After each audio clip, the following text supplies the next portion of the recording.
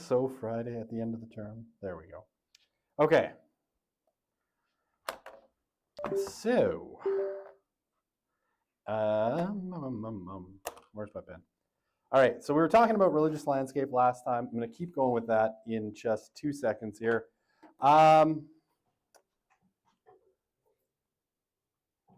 Very quickly, I hope that didn't make it too dark and too much like nap time. Let's turn it up a little bit.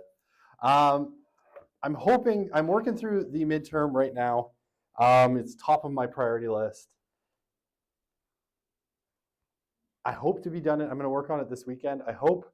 I'm a little bit behind on stuff because there was some notable problems with my marker in a different class, which kind of slowed everything down, and I had to jump in for stuff that had been pending for even longer than your midterm. So I'm hoping to come in tomorrow and spend the whole day on it. I think at the latest next Tuesday, it should be all done being marked. I'm hoping to have it before then. So I'm sorry about the delay on it.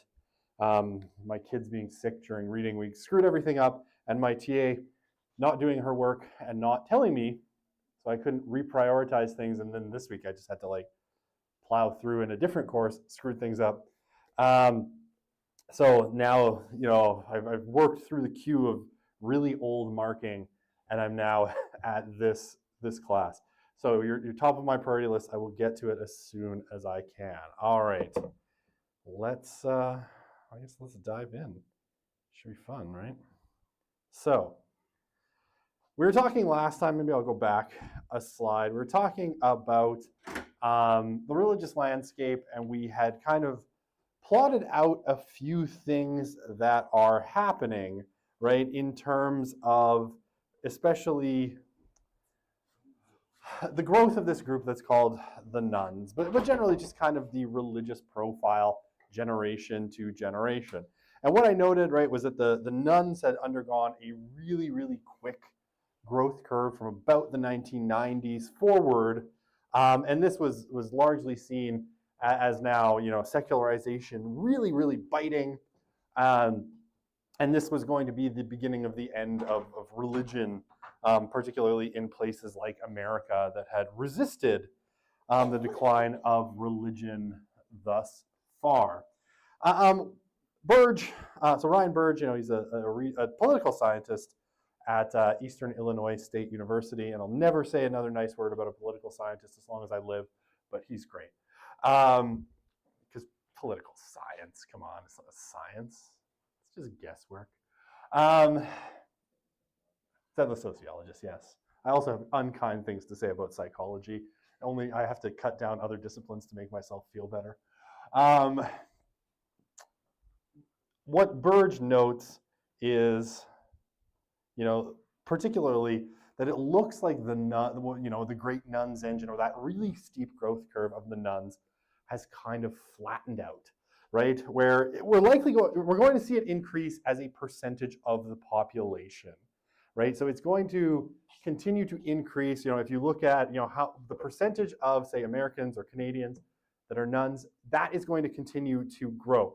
But it's going to grow not because more people in these generational cohorts, and especially here, are disaffiliating from religion, but it's going to grow because the religious people that are here, there's not that many silent generation left, and the boomers, the oldest of them are now in their mid to late 70s, so they're headed at some point inexorably towards the grave.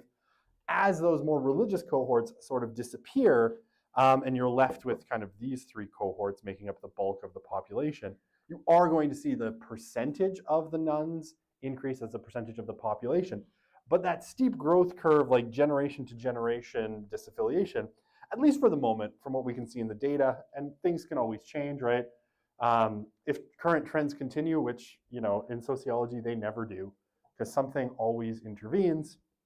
If current trends continue, it looks like, probably we're going to get to a world where, when millennials and Gen Z are the biggest chunk of the population, this is roughly the profile that we're going to have, right? We're going to have about 15% atheist agnostic, 27%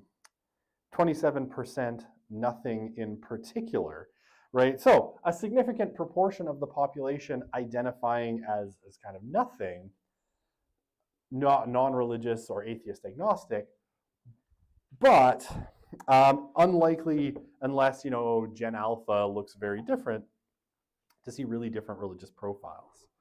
Okay, and again, this is just some other data I showed you last time. This is blinking at me and it distresses me for reasons I can't explain. Blinking lights, always alarming.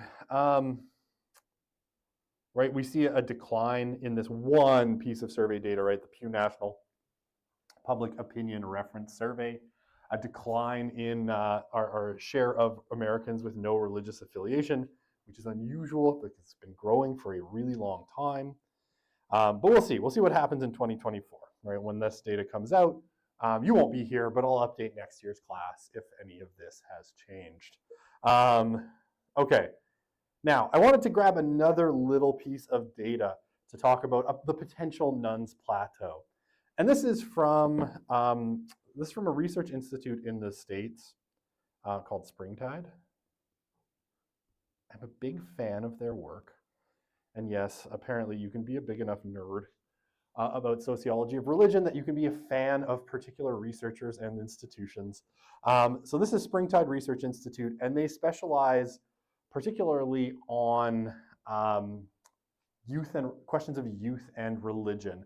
And they've basically been tracking kind of youth and religion numbers since 2019, when they put out their first big publication. And I really like these guys.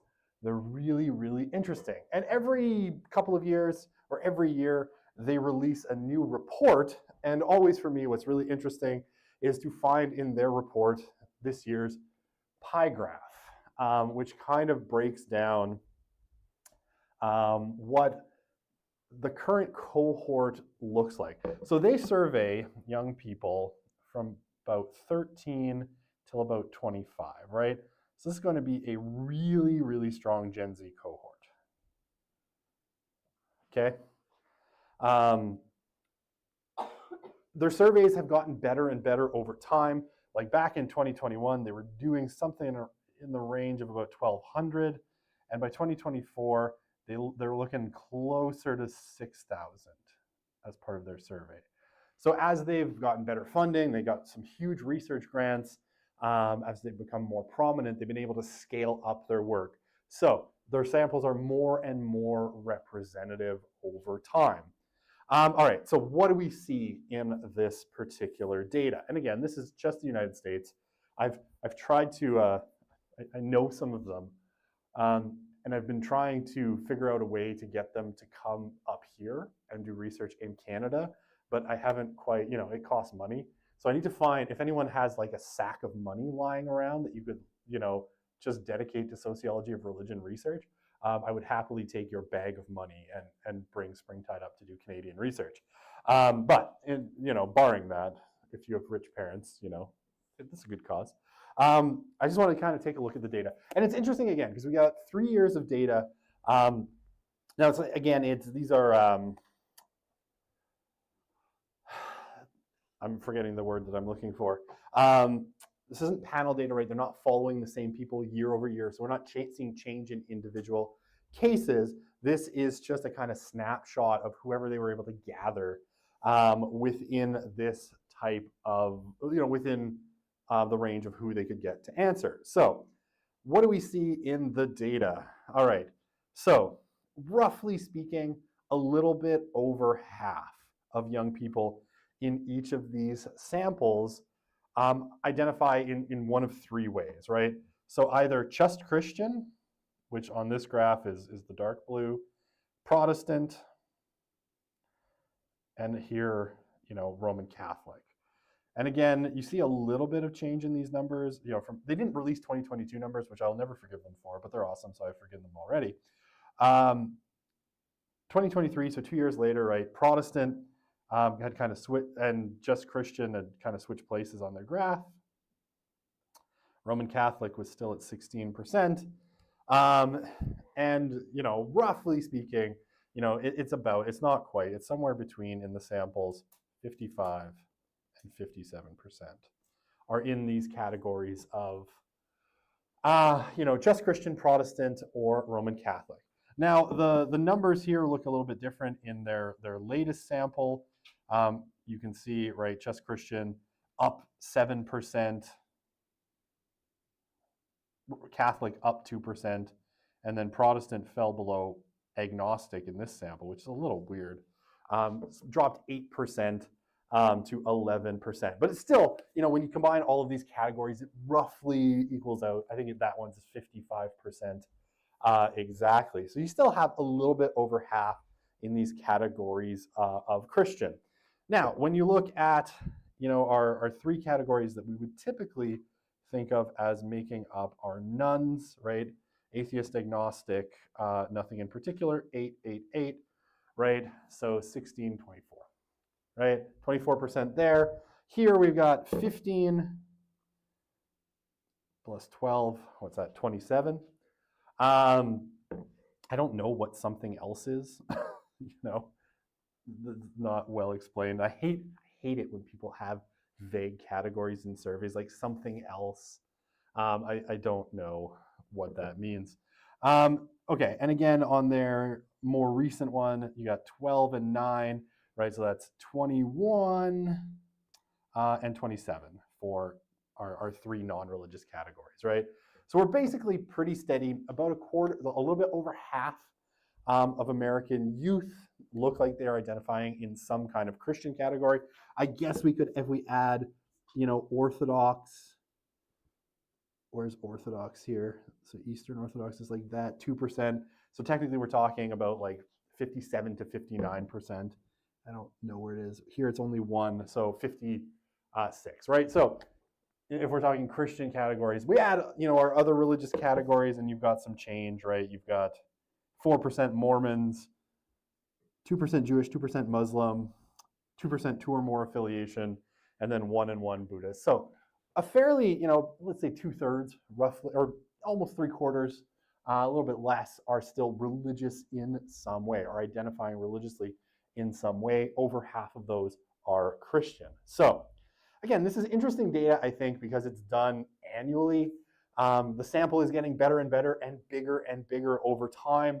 And we can kind of compare. And what we don't see is a lot of shift, right? These numbers from year to year look really, really consistent, right? Now there's some variation, right? Obviously, for some reason, agnostics really took off in that 2024 sample. That's probably just some kind of weird anomaly, but it's all kind of in range, and everything looks pretty stable here in terms of American religious identity. Oh, I want to say one more thing about these numbers, because I said I don't like their something else. I really like this category of just Christian, because it captures this phenomenon of, I talked about it last class, of the nons, right? Because the nons, now these are probably a lot of people who are going to things like non-denominational churches. Like if you think of your mega churches in the US, right? Those big churches that like Joel Osteen's church, I can't remember what it's called, in Houston, or Saddleback Church in California somewhere. I can't remember.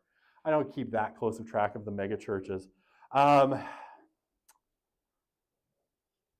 I'm trying to remember them, and it's escaping my mind. A lot of those people is because they wouldn't think of themselves as, say, a Lutheran or a Presbyterian or even a Protestant in a particular sense. They are Protestants technically, but they don't think of themselves that way.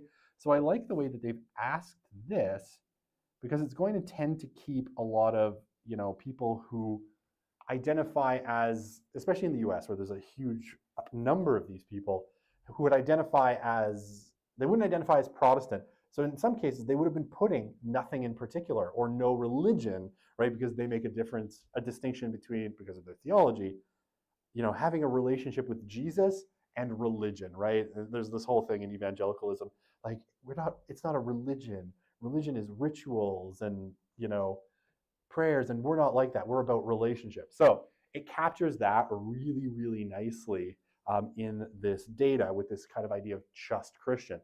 This is a lot of evangelicals that wouldn't say that they're Protestants, because they don't know that they're Protestants, because they've never been taught that they're Protestants. It's not a key part of their identity. So it captures it, I think, really, really nicely. And it does capture, I think, the growth of the nons, or the non-denominational, which is another big trend that I'll show you a little bit more on this in a second. But it is a major trend in American religious life, this growth of non-affiliated Christianity. So I think that's interesting. Like, I could go start a church. I like rent a space in a strip mall and be like, I'm the first church of something or other. And that would be, in this kind of category of just Christian or nons. Okay, does that all make sense? I know I'm rambling because I love charts and I love this data and it's so much fun. Any questions? Okay. No? Yeah. So the definition of the evangelicals, they just believe in the religion, but they don't really.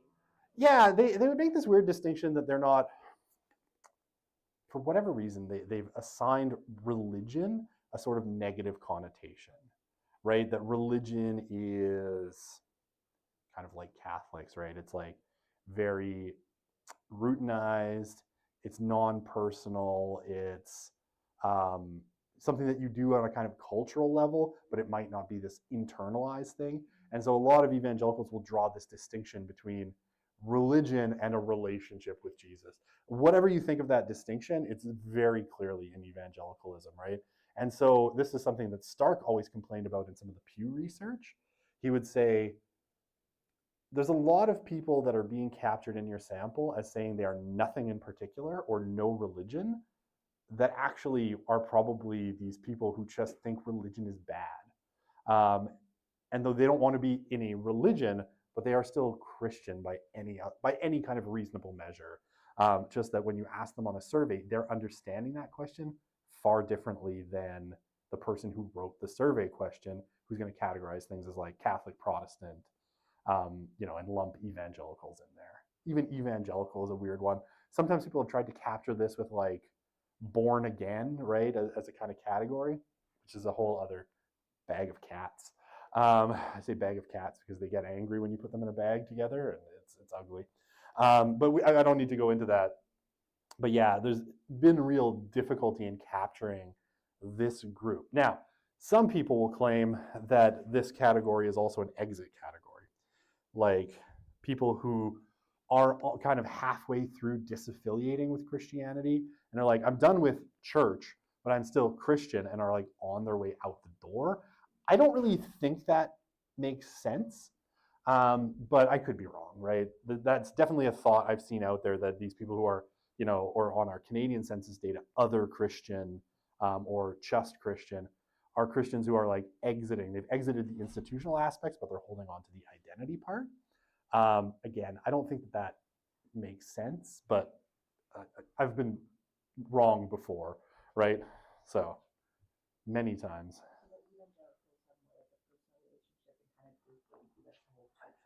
Well, they go to church. They just don't think of it as a religion, right? Like, it's a really, I'm having trouble explaining it, I think, because it's a really weird, I don't want to say really weird because I don't want to offend evangelicals. I've offended Mormons, so why do I care? Actually, it's just a really particular cultural way of thinking about their religion, right? They don't want to use the term religion because they view religion as bad, right? They view religion as overly structured, as non-personal, as people just going through the motions. And because evangelicalism has a sort of stressed the personal relationship with God part of Christian theology, that's what they kind of attach to, and they don't think of it as religion, right? I don't know if that makes sense, but yeah, that's how they think about it in a lot of cases. It makes sense if you're inside one of those communities. If you're not, I find it hard to explain. Because you're like, well, obviously, yes, that is a religion. But yeah, they're still in church in a lot of cases. Okay, I want to go to this. Okay, this is a really interesting chart. So again, this is a little bit older now, but it's really illustrative, I think. So again, we're talking about, this is Ryan Burge, and this is data from, the GSS. Basically plotting kind of religious identities from 1972 until 2018. Okay, so what do I think is really interesting here? I mean, I could just circle things on this chart that I find interesting and we'd be here all day. Okay, so for one, this is everything after this line is projection, right? So it's starting about 2018. He didn't have any data at the time, so he's projecting forward what he thought was going to happen. So there's no data, past this point. So take everything past that with a grain of salt. What do we see that's kind of interesting on this chart? Okay, so I mean, evangelicalism and Catholicism are definitely down, right? Evangelicalism seems to have experienced kind of its high point right around here. So that would be about mid-90s, right? Which makes sense. Evangelical Christianity was having a moment in the mid-1990s where it was kind of at its height. And the rest of the scatters kind of go up and down. But roughly speaking, you've got evangelical somewhere, around 20 to 25, or I guess to 30% of the population in the US in this period. Now it's trending downward, right? We've got some scatter plotty stuff, kind of a low in the kind of, I guess higher than that. It's probably like 20, let's say 23. Catholicism, kind of similar, right? Catholicism, kind of mid-20s in terms of population to high 20s in terms of percentage of the American population. What I think is really interesting, though, is these, you probably noticed the two really steep lines on this chart that intersect right here, right? So this is the orange one is the main line, right? So these are your Lutherans, Anglicans, United Methodists, Southern Baptist Convention, all of that sort of stuff, right? The really established and typically more liturgical churches. And the purple line is the nuns, right? So what we have, the nuns back in 1980 are single digits, and at their kind of high point, the main line, is almost 30% of the American population. And these lines basically invert, right? So the main line declines really sharply, right? And by the time we get to 2018, the mainline churches are just a hair above single digit, right? Like here, they're basically at 10. They're just a hair above single digit. And if you look at the trend line, right, what Burge thinks is going to happen is they're going to end up below 5% by about 2030. And I think this is probably basically correct. And it's been trending this way a long time.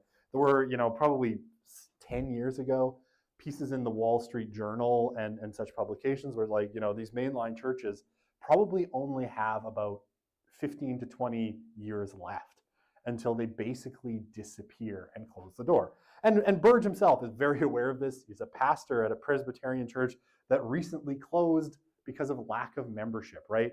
At one point, the only members of the church were him and his family. So it ended up, closing as the congregants sort of died off. So the mainline church in sharp decline, and with it, a commensurate rise in the nothings, the nuns are nothing in particular or no religion. And what a lot of people argue is that, and I think I'm open to this idea, and I think it's probably basically correct, the big driver of the growth of the nuns has been the collapse of the Protestant mainline in the US, right? And probably in Canada as well. The big driver in growth of nothing in particular has come in large part from the fact that these old established Protestant churches have just gone into complete freefall. They're collapsing, they're falling apart, they are disappearing. And that has, and what happened to those people? They didn't go to some of them went to evangelicalism probably, maybe some went to Catholicism, but most of them just quit, right? And they stopped bringing their children and all of this fun stuff. So, and this is especially true in the US. Now, the nuns will also have benefited a little bit from the general downtrend for Catholic and evangelical, right? That they're losing, percentage of the population kind of slowish, right? So this is all, I think, pretty clear. The collapse of mainline Protestantism is probably the cause of the rise in no religion. Catholicism and evangelicalism contribute a bit, but they are more holding steady, and they're probably doing better on things like generational replacement to some extent. And Catholics are going to be in large part supported also by immigration. Immigration has definitely helped to support the Catholic Church in the US, with a lot of Latino Catholics coming across from Central and South America. How am I doing for time? All right, I'm doing great. These screens are off for some reason today, because everything at this university breaks eventually. Okay. Okay, so some other data. This is from Pew, and this is from 2019. Sorry, this I cut off the bottom of the slide. This is from 2019. So it's a few years old now, 5 years old, basically. We see, from this Pew data, and Pew is held up in a lot of ways as a gold standard for religion data for lots of reasons. They're a really good research institute. And some things to kind of note, right, is in broad senses, across generational cohorts, in 2019, we were seeing, and racial groups, right, educational groups, we were seeing, decline in kind of Christian and regions, right, which matters too, especially because we tend to think of this region as being pretty religious, right, the South, but they were seeing declines as well, and not declines particularly smaller than any other region. So the Pew data basically just shows across the board disaffiliation from Christianity and a growth in the unaffiliated. Now again, this may now have sort of petered out. We'll be curious to see what happens in the next few years. But across the board, men, women, Republican, Democrat, white, black, Hispanic, less religion across the board, or less Christianity. Generation gaps, right? If we look at the American generations, and again, this is similar to the profiles that Ryan Burge was providing. Our most religious cohorts are the silents, and as you go down, when you hit the millennials, it's roughly 50-50 split, Christian and non-Christian. So nothing surprising there, but kind of interesting. In terms of attendance, right? Generally, as you go down the religious cohorts, you go to less and less frequent religious attendance. And yeah, by the time you get to millennials, basically 2/3 are going to say that they either attend a few times a year or less, right? So not very engaged in religious life. But in a sense, even for the baby boomers, almost half of them were in that boat as well. So they were maybe never as religious as we tend to think they were. Okay. But I mean, basically, I guess if you look at it, these two are flip of each other, right? Millennials and the silents are essentially kind of flipped. About a third of the silents never attend or attend a few times a year or less.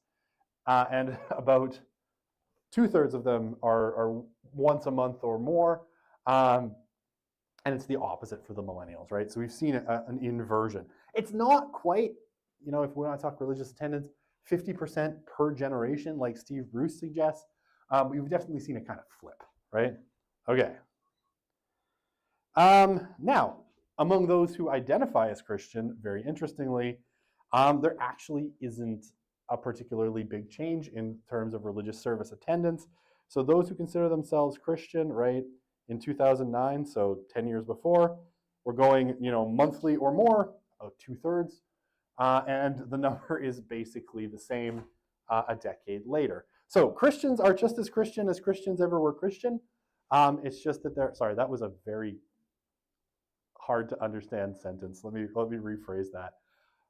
In terms of behavior, those who identify themselves as Christian basically haven't changed, but what it looks like is, so when we see church attendance rates dropping overall, it's just that we have fewer Christians, right, on the whole. And how many fewer? Basically, in the 10 years from 2009 to 2019, there are 11 million fewer Christians than in that period, right? So they declined by about 11 million. Kind of roughly, there's high lows on this, so they stuck it right in the middle. and the nuns increased by about 30 million, right? They started about 39 million-ish and grew to about 68 million Americans. Now, I mean, this is probably, the reason this is really interesting and the growth of the nuns has really captured the attention of sociologists is because this is a massive and rapid social shift, right? This is probably about the fastest social shift you will ever see, anywhere. Is this, you'll probably never see another big. Okay, the only one that I would say is almost equivalent and might be related is the decline in fertility, right, in the West.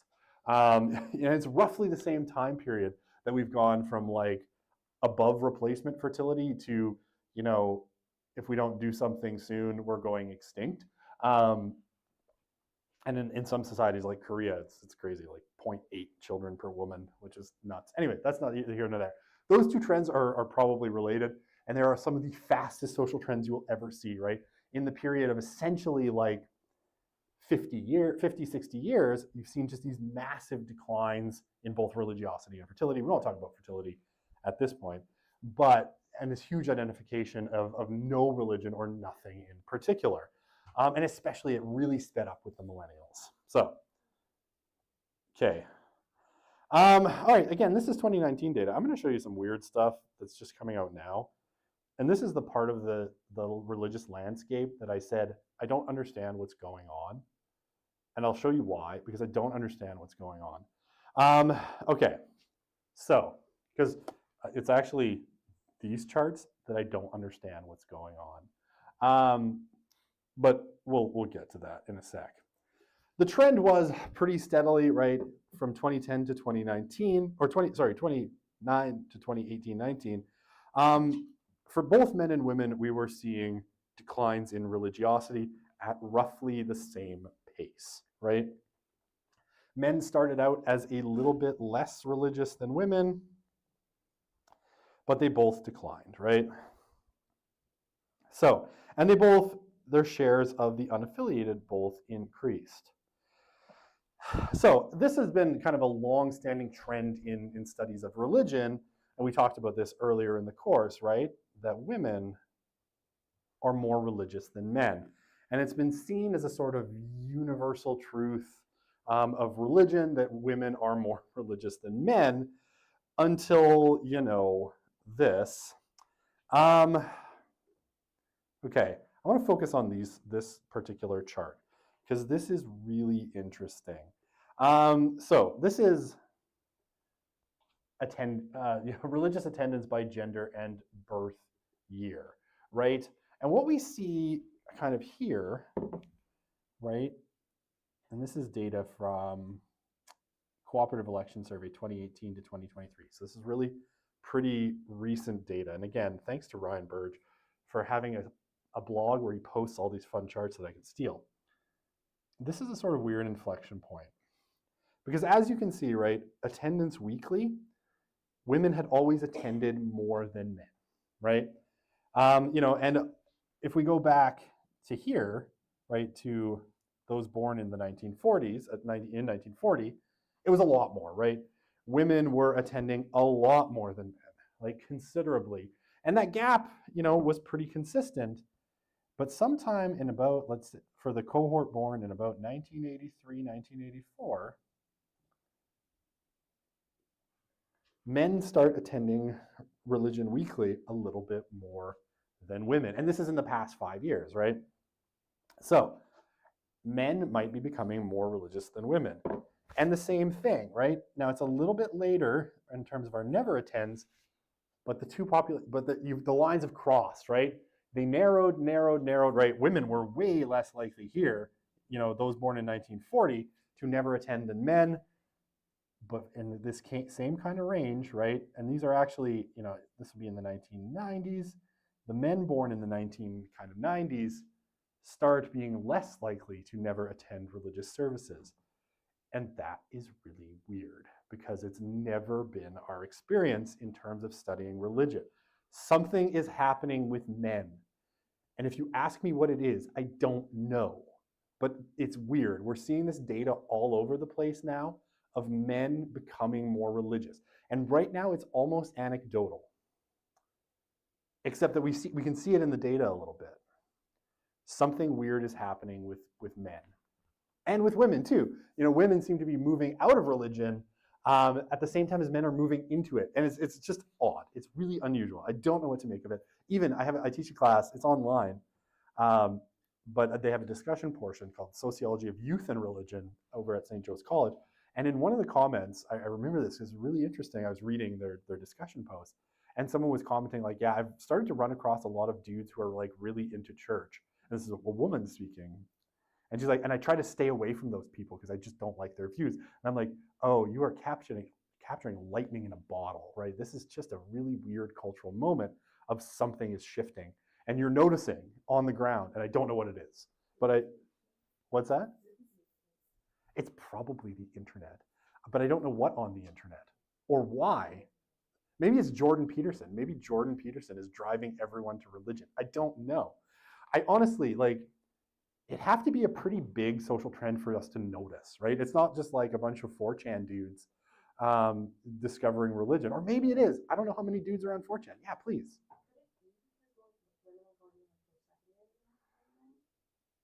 It could be.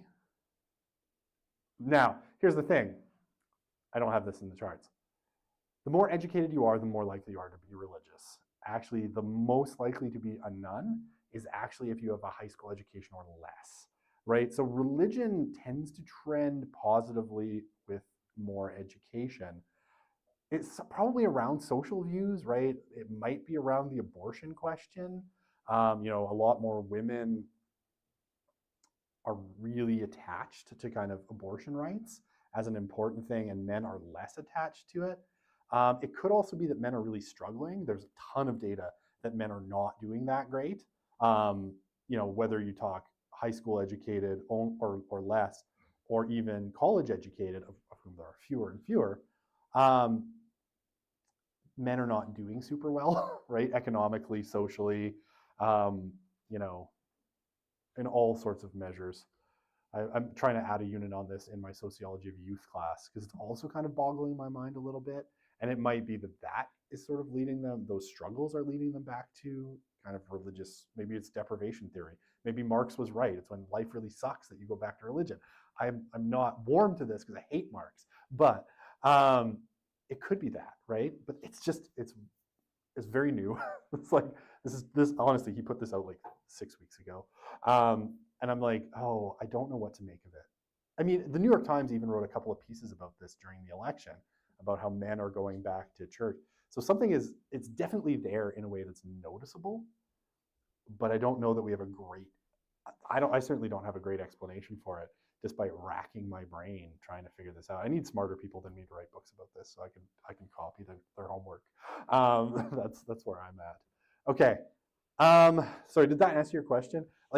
We just don't know. It could be the internet, and I think the internet probably plays a role. And you've definitely had some interesting religious figures on the right and on the religious right that seem to be very focused on appealing to men, right? I always think of Jordan Peterson. I don't know how big of an influence he actually had. I know he tells you to clean your room, and I tried to read his book, and it was unreadable, so I put it down and have never gone back to it. His 12 Rules for Living, I was like, I didn't find the book particularly useful or readable. But there was something about cats, which was kind of nice. Don't kick a cat, or never be friends with anyone who kicks a cat. I can't remember. Anyway, it could be that. It could be, I don't think it's Andrew Tate, thank God. He's weird. I don't know, but yeah, there are definitely religious figures who are trying to appeal, and I think to men especially, sometimes in very chauvinist ways, but not always. But I don't know. I'm trying to figure this out. If you have great ideas, I'd love to hear them, because I'm baffled. Honestly, yeah, Joan. What side is it? Why is younger men being more right wing? You have to like, why is younger men being more right wing? People are usually right wing, they're more likely to be religious than people. That is entirely possible. Though why young men have suddenly become more right wing is also a bit of a mystery, right? What are the actual social causes of men moving politically to the right? And what's the direction of that causality? Are they moving right because they're becoming more religious, or are they becoming more religious because they're moving right? I don't think we know, right? And that's, again, if you have great theories, I'd love to hear them. Okay, I should keep talking because, otherwise we're never going to get off this slide and me just talking about how baffled I am. This one's interesting. I think still, and again, this is National Religion and Spirituality Survey from November 22. So again, pretty fresh data. We talk about, what comes closest to expressing their belief. I think it looks like women are still, and again, this is whole population. This isn't just young people. Women on the whole are still, I would say, a little bit more kind of religious than men, right? 55% of them say they believe in God with no doubt. Is that what it is? Believe in a higher power with no doubts, right? So we're being very broad about this. More than half of women, 43% of men. And then, about a quarter of both say they believe more than doubt. Fewer women than men, by about 3%, say they doubt more than believe. A few more, men than women say some higher power. Maybe there's some higher power. And then, more men are just nothing. I don't believe in anything. Okay, religious composition of college graduates. For men and women, I think what's notable here is, again, we don't see, again, this is tracked over time, right? So from 2008 to 2023 in different waves of the comparative election survey. Again, yeah, sorry, John.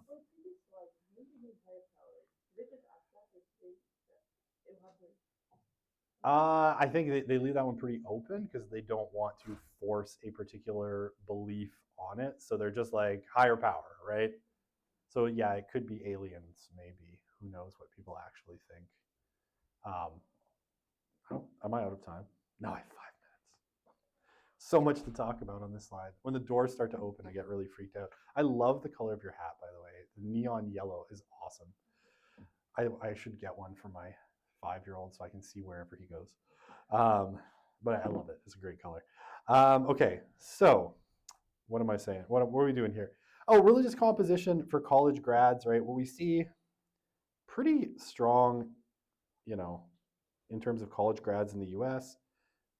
We talk about our Catholic and Protestant. And again, I don't love the way that question's asked. But we got a pretty solid, over 50% in all of these categories, right? It got a little bit worse in 2020 when it was like 49%. Maybe COVID was eating everyone's brain. I don't know. But the numbers are actually pretty consistent, right, for men. Women, on the other hand, right, have checked out in more ways, I think, especially of Protestantism, right? You see this number, 2008 started at 38%. By 2023, it's only 25.